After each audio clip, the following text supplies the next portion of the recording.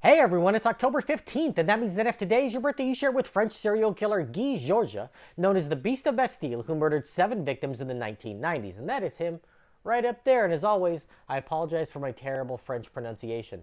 Born Guy Rampion in 1962 to an American father who was a cook on a NATO base and a French mother, his parents abandoned him as a baby. They turned him over to the French Social Welfare Service, who placed him with a foster family. He was given the surname of his foster father at the age of 6, becoming Guy Georges at that time. Georges was one of 20 children in the family, 13 of whom were adopted, but with that many children around, he never received the individual attention that he needed. As such, he began to act out violently, and at the age of 14, he tried to strangle one of his foster sisters, a mentally disabled girl. 2 years later, he attacked another one of his sisters, and the family returned him to social services.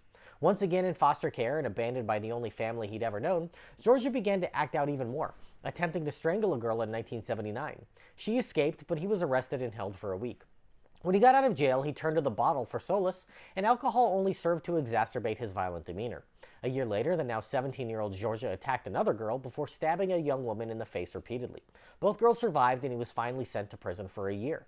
When he got out, he moved to Paris with a friend, squatting in a squalid apartment, committing petty thefts to survive and making friends with others in the neighborhood. What his friends didn't know was that Georgia was about to ramp up his criminal behavior. In November of 1981, he sexually assaulted, stabbed, and left for dead a neighbor as she returned home from work. Amazingly, she survived the attack, but by the time she was well enough to talk to the authorities, he was already behind bars for theft. Georges spent 5 months in prison, and when he got out, he almost immediately raped, stabbed, and strangled a woman, causing him to return to prison for 18 months. He was released again in 1984 and attacked a woman, and was caught and sent back to prison. After 7 years behind bars, he was allowed to leave prison during the day and return at night, but one night he stayed out and killed for the first time. He followed a Sorbonne student home from school, where he held a knife to her throat as she opened her door, tied her up, sexually assaulted her, and slit her throat, watching her bleed to death. A week later, he returned to prison as if nothing had happened. He was released in 1992 and almost immediately attacked a woman who luckily escaped, and Georgia was arrested once again. He was back on the street in 1994 when he sexually assaulted and murdered a woman in a parking garage, then a week later did the same to a woman on her own patio. 10 months later, he began killing again, leaving 2 dead in less than a month. The press reported on a killer in East Paris as he continued to assault and kill women over the next few years. Georgia was finally caught in 1998 when DNA evidence was able to tie him to 4 of the murders.